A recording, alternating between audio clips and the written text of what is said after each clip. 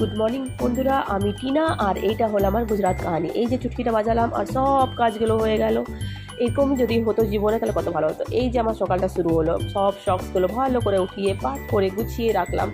তারপর ভালো করে সব একে একে গুছিয়ে তুলে তোমাদেরকে দেখিয়ে দিলাম। দেখো দেখাবো করি, এই দেখো দেখালাম তো। তারপর ওটা যেই জায়গাতে রাখা সেই জায়গায় রেখে দিলাম, ভালো করে সুন্দর করে রেখে পরে তারপর নিজের দরজাটাকে লক করে দিলাম।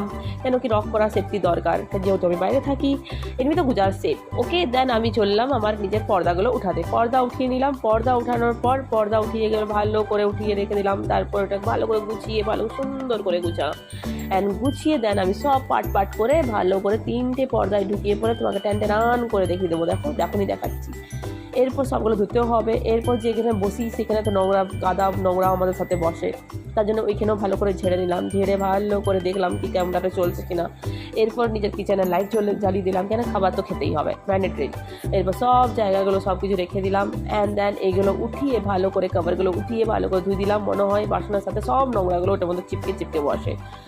এরপর মনে হয় একবার করে তো মনে হয় সব কিছু এগুলোই ধুচ্ছে, বাসনগুলোকে ওরাই ধুয়ে দিচ্ছে, পরিষ্কার করে দিচ্ছে। এরপর যখন সব পরিষ্কার হয়ে গেলো বাবা।